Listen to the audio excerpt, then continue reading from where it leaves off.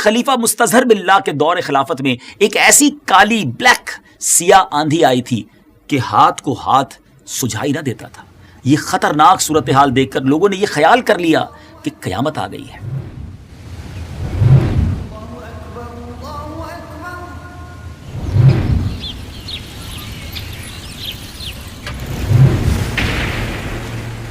السلام علیکم ورحمۃ اللہ وبرکاتہ۔ مائی نیم از عبد الحبیب اتاری، میرا نام عبد الحبیب اتاری ہے اور ہمارے دعوت اسلامی کے یوٹیوب چینل میں آپ کو خوش آمدید کہتے ہیں۔ ویب سیریز ہے قیامت کی نشانیاں۔ ناظرین، ہم سب کو یقین بھی ہے اور معلوم بھی ہے کہ قیامت آ کر رہے گی، لیکن اس کا دن ہمیں معلوم نہیں ہے، کیونکہ قیامت اچانک سڈنلی آئے گی۔ البتہ اللہ کے آخری نبی صلی اللہ تعالیٰ علیہ وسلم نے اپنی امت کے لیے اپنی احادیث کے ذریعے قیامت کی کچھ علامتیں، کچھ نشانیاں بیان فرمائی ہیں۔ انہی میں سے ایک حدیث پاک یہ بھی ہے۔ پیارے آقا علیہ الصلوۃ والسلام نے فرمایا کہ ایک زمانہ ایسا آئے گا جب غنیمت کو لوگ اپنی دولت اور امانت کو مال غنیمت اور زکوٰۃ کو تاوان بنا لیں گے، اور علم کو دین کے سوا کسی دوسرے مقصد سے پڑھیں گے، اور آدمی اپنی بیوی کا فرما بردار اور اپنی ماں کا نافرمان ہوگا، اپنے دوست کو قریب کرے گا اور اپنے باپ کو دور کر دے گا، اور مسجدوں میں آوازیں بلند ہوں گی، اور قبیلے کا سردار ان میں فاسق آدمی ہوگا، اور قوم کا رہنما ان میں سب سے زیادہ کم ظرف شخص ہوگا، اور آدمی کی تعظیم اس کے شر کے خوف سے کی جائے گی، اور گانے والیوں اور باجوں کا ہر طرف چرچا ہوگا۔ قسم قسم کی شرابوں کو لوگ پینے لگیں گے۔ جب یہ سب ہو جائے تو اس وقت سرخ آندھی کا انتظار کرو۔ اللہ اکبر، یعنی ریڈ کلر کی اسٹرانگ ونڈز، سرخ آندھی قیامت سے پہلے آئے گی۔ اور یہ باتیں ناظرین جو ہم سن رہے ہیں، ان میں بہت ساری باتیں تو ایسا لگتا ہے کہ روز ہی ہمارے درمیان ہوتی ہیں۔ ہماری ویب سیریز قیامت کی نشانیوں میں آج ہمارا جو ٹاپک ہے وہ سرخ آندھی ہی ہے۔ یہ سرخ آندھی کیا ہے، یہ کب آئے گی، اور کیا یہ آ چکی ہے؟ ان تمام باتوں کو ریویل کرنے سے پہلے میں آپ کو ایک واقعہ سناتا ہوں۔ ہماری امت سے پہلے بھی قوم عاد پر ایک خطرناک، بہت تیز اور شدید آندھی آئی تھی۔ اس کا واقعہ بھی قرآن مجید میں موجود ہے۔ یہ قوم مقام احقاف میں رہتی تھی، جو عمان، جو آج کل عمان ہے، اور حضرہ موت، یہ یمن میں ایک سٹی ہے، اس کے درمیان ایک بہت بڑا ڈیزرٹ ہے، ریگستان ہے۔ یہ قوم وہاں رہتی تھی۔ یہ لوگ باطل خدا کی عبادت کرتے تھے اور بہت بد اعمال اور بد کردار تھے، بیڈ ڈیڈز کے اندر، ایول ڈیڈز کے اندر یہ انوالو تھے۔ اللہ کریم نے اپنے پیغمبر حضرت ہود علیہ نبینا علیہ الصلوۃ والسلام کو ان لوگوں کی ہدایت کے لیے بھیجا، مگر اس قوم نے حضرت ہود علیہ الصلوۃ والسلام کو ڈینائی کر دیا، جھٹلا دیا، اور اپنے کفر پر ڈٹے رہے، اڑے رہے۔ حضرت ہود علیہ الصلوۃ والسلام ان کو اللہ کی عذاب سے، رب عز و جل کی پنشمنٹ سے ڈراتے رہے، مگر اس شریر قوم نے نہایت بے باکی اور گستاخی کے ساتھ بڑے پراؤڈ میں اپنے نبی کو کیا جواب دیا؟ آئیے قرآن سے سنتے ہیں۔ اللہ کریم نے قرآن مجید میں ارشاد فرمایا، بسم اللہ الرحمن الرحیم، اجئتنا لنعبد اللہ وحدہ ونذر ما کان یعبد آباؤنا فأتنا بما تعدنا ان کنت من الصادقین۔ اس کا ترجمہ سنیے۔ اللہ تبارک و تعالیٰ قرآن مجید میں ارشاد فرماتا ہے، یعنی کیا تم ہمارے پاس اس لیے آئے ہو کہ ہم ایک اللہ کو پوجیں اور جو ہمارے باپ دادا پوچھتے تھے انہیں چھوڑ دیں؟ تو لاؤ جس کا ہمیں وعدہ دے رہے ہو، اگر تم سچے ہو۔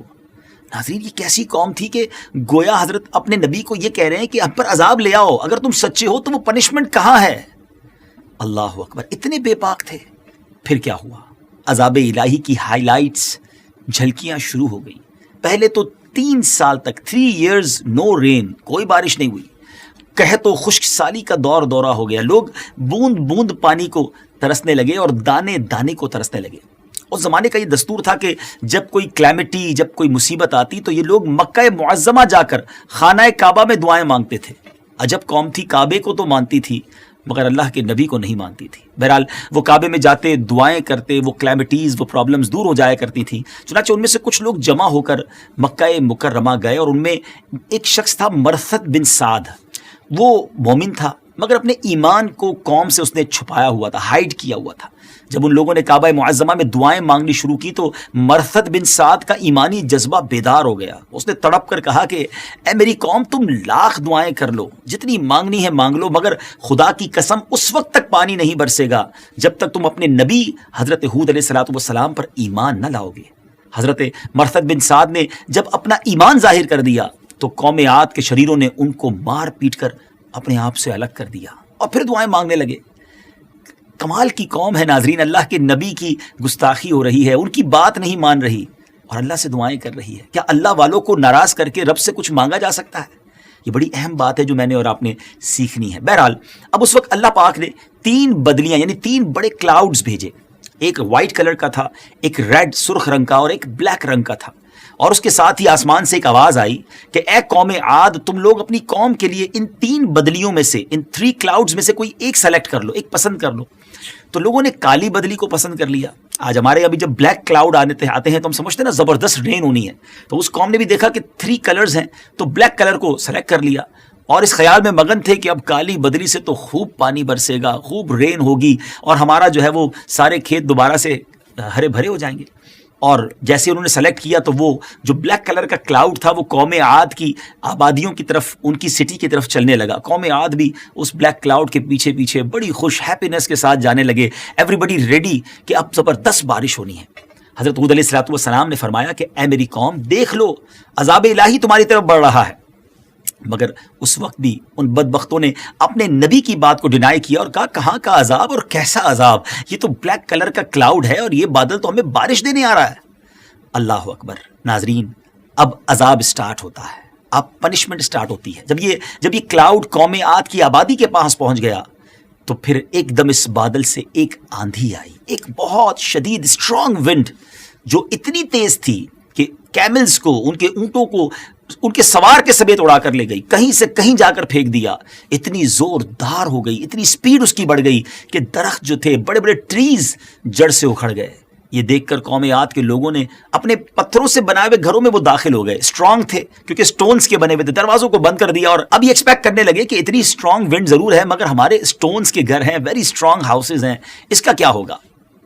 مگر یہ نارمل ونڈ نہیں تھی, یہ آندھی اللہ کے عذاب کی تھی. ناظرین اتنی اسٹرانگ ونڈ تھی کہ دروازے اکھاڑ کر اس آندھی نے پھینک دیے اور پھر اتنی زبردست ونڈ آئی کہ اینٹ سے اینٹ ان کے مکانوں کی گویا تباہ و برباد ہو گئی. اور یہ قوم 7 دن اور 7 رات مسلسل آندھی چلتی رہی اور قوم عاد کے تمام لوگ مر گئے. جب آندھی ختم ہوئی تو اس قوم کی لاشیں زمین پر اس طرح پھیلی ہوئی تھی کہ جس طرح کھجوروں کے درخت اکھڑ کر زمین پر پڑے ہوں. پھر قدرت خداوندی سے کالے رنگ کے پرندوں کا ایک بڑا لشکر, ایک بڑا غول آیا جنہوں نے ان کی لاشوں کو اٹھا کر سمندر میں پھینک دیا. حضرت ہود علیہ السلام نے اس بستی کو چھوڑ دیا اور چند مومنین جو آپ پر اور اللہ پر ایمان لائے تھے ان کو ساتھ لے کر مکہ مکرمہ چلے گئے اور آخر زندگی تک بیت اللہ شریف میں عبادت کرتے رہے. اب میں حدیث پاک کے ذریعے آپ کو یہ بتانا چاہتا ہوں جو علماء نے ڈیسائیڈ کیا کہ کیا یہ نشانی ہو چکی ہے یا ہونی ہے, اس پر بات کرتے ہیں. اگر ابھی تک آپ نے ہمارے دعوت اسلامی کے یوٹیوب چینل کو سبسکرائب نہیں کیا, سبسکرائب کیجیے, ہماری ان ویڈیوز کو اچھی نیتوں کے ساتھ شیئر کیجیے اور ثواب کے حقدار بنیے. ناظرین اب جو ہم نے شروع میں آپ کو حدیث سنائی تھی اس میں جو باتیں نبی پاک علیہ السلام نے فرمایا کہ یہ باتیں جب ہو جائیں تو سرخ آندھی سے ڈرو, تو ایسی باتیں تو ہو رہی ہیں ہمارے معاشرے میں. آج وہ تمام گندی حرکتیں, وہ تمام برے اعمال ہمیں ہمارے آس پاس نظر ہی تو آ رہے ہیں. بس ہمیں اللہ پاک کے عذاب سے ڈرنا چاہیے.